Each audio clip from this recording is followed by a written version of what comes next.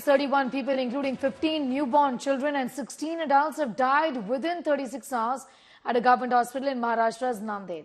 Authorities at Shankarao Chavan Government Hospital on Monday said the deaths occurred due to a shortage of medicines and overcrowding of patients.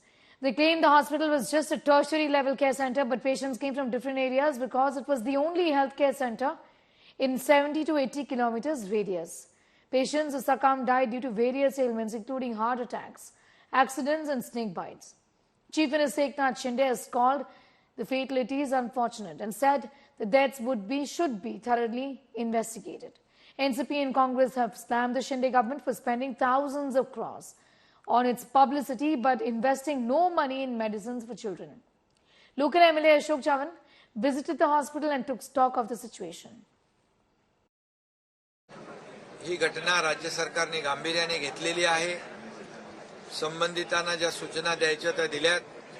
स्वतः मंत्री, वैद्यकीय शिक्षण मंत्री आणि संबंधित secretary,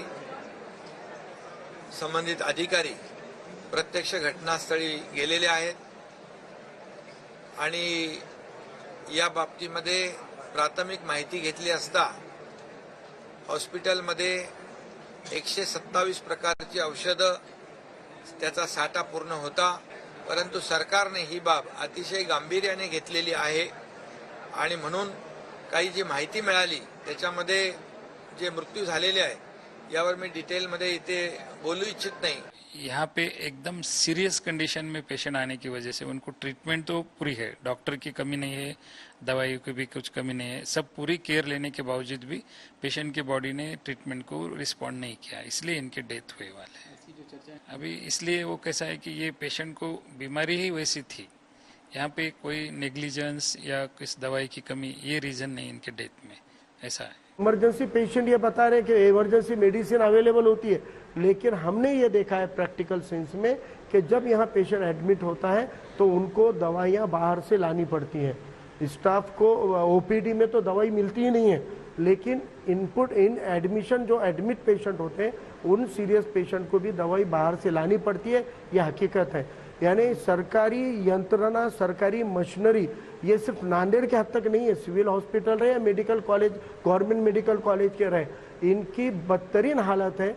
लोग अपने रिश्तेदारों को घर में मरता हुआ नहीं देखना चाहते, इसलिए अपने दिल के तसल्ली के लिए सरकारी दवाखानों में लाते हैं.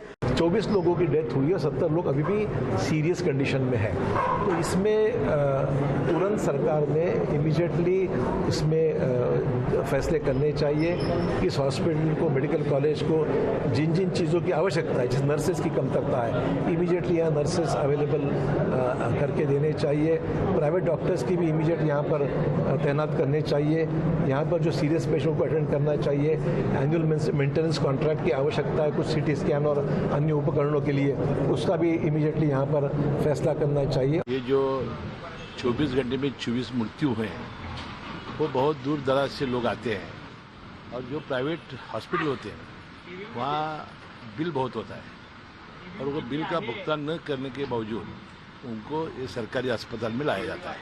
स्नेक बाइट, विष बाधा, ऐसे तरह तरह के थोड़े हैं, लेकिन ये क्या अच्छी बात नहीं है. मुझे जो बताया गया है कि दवाई की कमी नहीं थी, लोगों की कमी नहीं थी, डॉक्टर्स की कमी नहीं थी, इसके बावजूद ऐसा क्यों हुआ इसका जायजा हम करेंगे.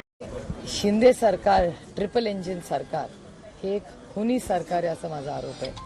स्वतःचं काम हे तुम्ही बघताय, हा जो बळी झालेला आहे ह्याला पूर्णपणे जबाबदार महाराष्ट्र सरकार आहे आणि मुख्यमंत्र्यांनी त्या डिपार्टमेंटच्या मंत्र्याचा राजीनामा घेतला पाहिजे, कारण 25 लोक दगावली आहेत आणि त्यात 12 मुलं आहेत.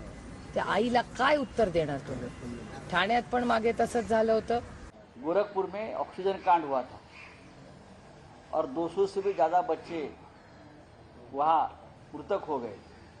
पूरे देश की हालत ये है, लेकिन महाराष्ट्र की आरोग्य की स्थिति, हेल्थ कंडीशन उससे ऊपर थी. हमेशा महाराष्ट्र ने इस मामले में अच्छा काम किया, लेकिन गत 1-1.5 साल से महाराष्ट्र के सभी शासकीय रुग्णालय जिस तरह से काम कर रहे, ना हेल्थ मिनिस्टर को चिंता है, ना हेल्थ डिपार्टमेंट काम कर रहा है, ना सरकारी डॉक्टर काम कर रहे हैं, किसी का नियंत्रण नहीं।